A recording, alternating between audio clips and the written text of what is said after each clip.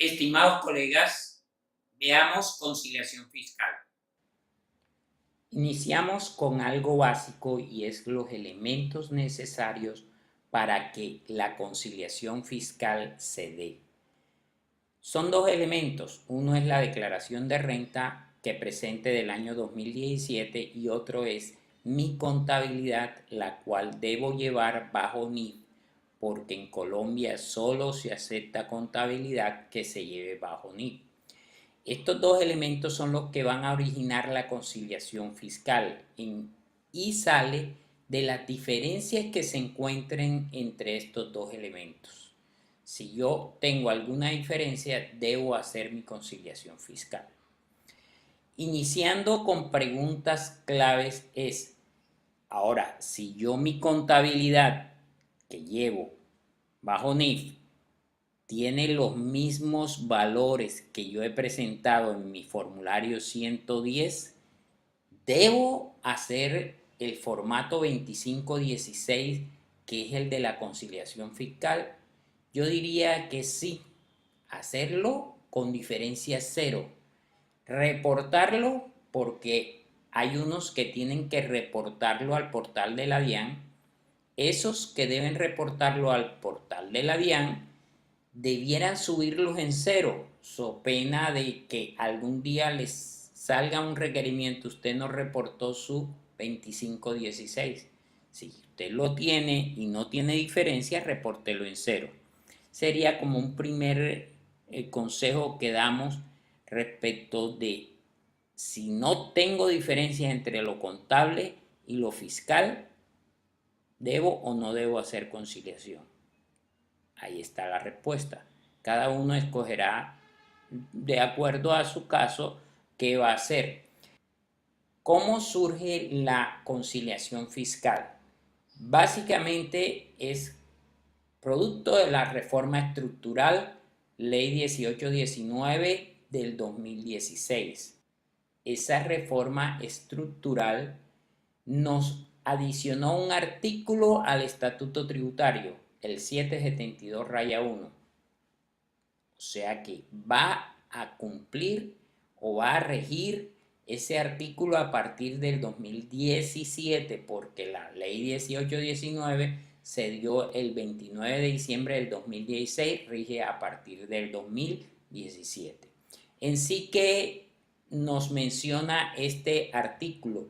Él no habla de conciliación fiscal como tal.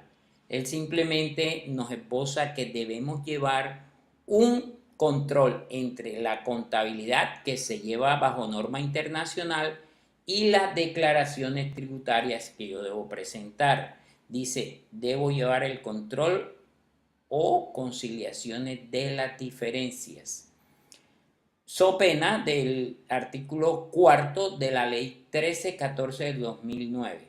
Si recordamos, la ley 1314 del 2009 es la que estableció en Colombia la obligatoriedad de hacer norma internacional, contabilidad bajo norma internacional. Esta ley, en su artículo 4, que es la que menciona el artículo 772-1, esta ley dice es disposiciones tributarias generan consecuencias tributarias. Disposiciones contables generan contables. O sea, no dice que debemos mezclar la contabilidad con cuestiones tributarias. Si sale una norma tributaria, yo debo acatarla, debo tenerla en cuenta, pero que eso no vaya a tergiversar mi contabilidad llevada bajo NIF. Si, por ejemplo, me dice, sale una norma fiscal, para efectos de depreciación o deterioro de la propiedad, planta y equipo, la vida útil es de tantos años. Eso es para efecto fiscal.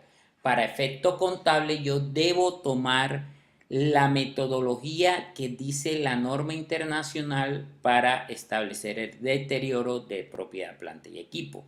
Entonces, por eso dicen, sin perjuicio de este artículo cuarto, porque el artículo cuarto es, lleva tu contabilidad y no prestes atención a lo fiscal. Eso va a generar diferencias. La ley 1819, que es la reforma estructural, fue creada con un fondo muy específico, que es la lucha contra la evasión y la elusión fiscal. Por eso fue hecho la reforma estructural. Bueno, ¿qué es la evasión? Es no pagar impuestos. Yo tengo que pagar un impuesto y no lo pago, eso es evasión. Cuando yo tengo que, por mi volumen de ventas y productos que vendo son grabados con IVA, y yo tengo un volumen que debo estar en el régimen común y no estoy en el régimen común, no lo hago, eso es evasión. No pagar el impuesto de IVA es la evasión. Ahora, elusión, uno dice, no, ¿en qué consistirá la ilusión?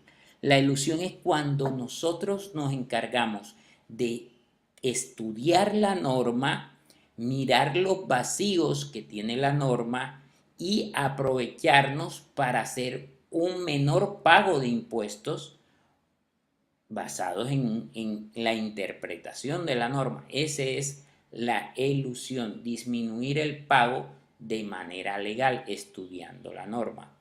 Fíjese que la ley o reforma estructural, ley 1819, se hizo con miras a evitar evasión, evitar elusión. Ahora, esto de que debamos reportar nosotros la diferencia entre la declaración y la contabilidad es parte del andamiaje para evitar esa evasión y esa ilusión. El estatuto tributario adicionado con el 772-1, en ese mismo artículo nos dijeron, el gobierno nacional reglamentará la materia. Como esto nació con el 29 de diciembre del 2016, no sabíamos cómo vamos a hacer esas conciliaciones. Y el estatuto dijo, luego vamos a reglamentarlo. Vamos a centrarnos en estas reglamentaciones que comienzan con un decreto que es el 1998 del 30 de noviembre del 2017. Este es el decreto único reglamentario en materia tributaria. Este es el decreto donde el gobierno se le dio por hacer nomenclaturas muy complejas. Artículo 1.2.3.8. Esa es la nomenclatura.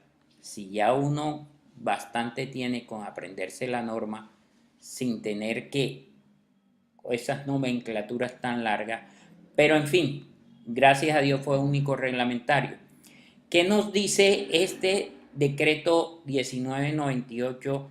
Dice, vamos a sustituir toda la parte 7 del libro primero del decreto 1625 del 2016 para reglamentar conciliación fiscal. Aquí es cuando por primera vez aparece ese título, conciliación fiscal. ¿De qué trata el artículo 772-1? Allá nos hablaban de diferencias y conciliaciones. Aquí ya le colocaron el título, conciliación fiscal. Un reglamentario que salió en el 2017 fue el 073. Eso es una resolución de la DIAN. Y ellos estaban obligados a que el año, antes de que termine el año, ellos deben decir cómo debe presentarse la conciliación fiscal. En este caso lo hicieron con la resolución 0073 del 29 de diciembre del 2017. Todas estas normas que estoy mencionando están anexas aquí al módulo. Usted puede bajarlas y consultarlas con toda la calma del caso. Yo apenas estoy haciendo lo que es un recuento de las normas para facilitarle la vida a usted. Esta resolución 073 tuvo dos anexos. Un primer anexo que dice, habla ya del formato 2516 en la versión 1. Y un segundo anexo que habla de la guía de cómo debo yo diligenciar esta conciliación fiscal. Siempre hacen énfasis en la versión 1. ¿Qué debemos tener en cuenta mirando que es versión 1? Que al momento de nosotros estar subiendo la información de la conciliación fiscal al portal de la DIAN, debemos hacerlo con el último prevalidador vigente a esa fecha. No nos vaya a suceder que cambien el formato y por no estar pendientes de las versiones que salgan en adelante, nosotros vayamos a reportar un formato de mala manera. Ojo, formato en 2516 versión 1. Lo establece la DIAN con la resolución 073. Otro reglamentario es la resolución 20. En esta resolución 20 de la DIAN, que salió en 28 de marzo, ahí van a fijar cuándo debemos presentar la conciliación fiscal. Fijó los plazos. Estos plazos van a estar entre el 24 de octubre y el 7 de noviembre de acuerdo a tu último dígito del NIP. Vamos a hacer un ejercicio, parece tonto, pero vamos a hacer el ejercicio. Yo tengo una empresa cuyo NIP es 896.098.340-4. Yo desprevenidamente puedo decir 4 y me voy al calendario y digo, me toca el 1 de noviembre. Voy a hacer mi conciliación y si me toca subirla, la voy a hacer el 1 de noviembre máximo para que no me apliquen las sanciones pertinentes. Si yo analizo, dice que de acuerdo al último dígito del NIF sin tener en cuenta el dígito de verificación. En este caso, mi NIF termina en 0, sin tener en cuenta el dígito de verificación. ¿Cuándo sería mi fecha máxima de presentar la conciliación fiscal? Formato 2516, el 24 de octubre. Fíjese muy bien que el ejercicio puede ser muy bobo, pero nos evita problemas. Un segundo ejercicio. Fíjese si yo tengo el NIF 903.098.348-2. Yo desprevenidamente puedo decir, termina en 2. La fecha es 6 de noviembre. No, es el último dígito del NIF sin tener en cuenta el dígito de verificación. En este caso sería 8. ¿Yo qué fecha debo presentarlo?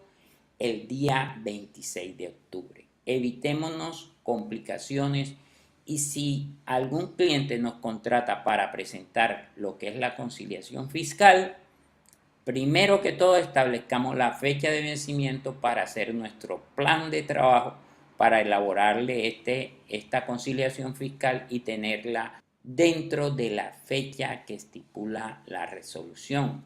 Ahora bien, esta resolución también estableció el formato en el cual nosotros debemos presentar la conciliación. Es el formato XML. Debemos montarlo al portal de la DIAN. Hablemos un poquito de esta resolución 20. Esta ya resolución es como hecha para ingenieros. Es la estructura, especificación técnica de cómo va a ir el archivo XML que se debe mandar, versión 1. Este formato XML 2516 está hecho con un lenguaje muy liviano, el cual permite mandar a través de la internet mucha información. Ahora, para tener conocimiento, ¿qué es el XML? Es un subconjunto del SGML, que es el Standard Generalized Markup Language, que en términos español es un metalenguaje. No es el HTML, es un metalenguaje que facilita la transmisión de archivos. Otro reglamentario que tenemos es el concepto DIAN 559. Aquí nosotros ahorita vamos a ver quién está obligado a mandar o a subir al portal de la DIAN el formato 2516. Aquí este concepto que está adicionado aquí al módulo, ustedes pueden leerlo completamente. ¿En qué se basa? Este concepto habla sobre la expresión contribuyente. ¿Quién es contribuyente para efecto de reportar la conciliación fiscal? ¿Quién debe reportar la conciliación fiscal? Es una pregunta sencilla y es todos los que lleven contabilidad. Ojo, tuve tentado a decir contabilidad bajo NIF, pero es que ya debemos acostumbrarnos a que solo se diga contabilidad. Es bajo NIF. En Colombia todas las contabilidades son bajo NIF. Y el que presente declaración de renta en formato 110. Estas personas deben hacer conciliación fiscal. Ahora, ¿quiénes deben reportarla a la DIAN? Aquí todos que tengan estas dos cualidades deben hacerla y guardarla para cuando la DIAN los visite y diga, regáleme la conciliación fiscal 2017, aquí está, señor, aquí están las diferencias explicadas. Los que durante el año 2017 hayan tenido ingresos brutos superiores a 45.000 VT. Si el valor de la VT en el año 2017 es de 31.869, eso quiere decir que si los ingresos brutos pasan de 1.434.105.000 pesos, deben enviar el formato 2510 de conciliación fiscal al portal de la DIAN. Hagamos un ejercicio para dejar bien claro esta parte. Si una empresa tiene ventas ordinarias de 845.890.000 pesos, no está obligado a subir el 2516. Está obligado a hacerlo, pero no a subirlo al portal de la DIAN. Claro, hubo otros ingresos de 4 millones de pesos. Eso significa que el total de sus ingresos debe ser de 849.890.000. No está obligado. Ahora viene, ¿por qué el ejercicio? Porque la idea es que sean total de los ingresos ordinarios más los extraordinarios. Y esta compañía vendió un activo fijo por 190.100.000 pesos. Esto significa que sus ingresos totales en el año fueron de 1.559.990.000 pesos. Si yo lo comparo con el tope para subir el 2516, que es de 1.434.105.000 pesos, resulta que estoy obligado a subir el archivo XML al portal de la DIAN.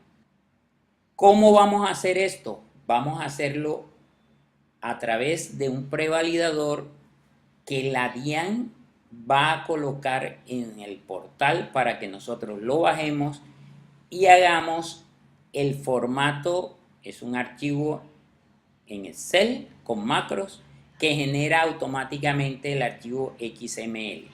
¿Cuándo vamos a tener ese archivo? Lo vamos a tener de acuerdo a una visita que hice a la DIAN Santa Marta con uno de los de sistemas, director de sistema.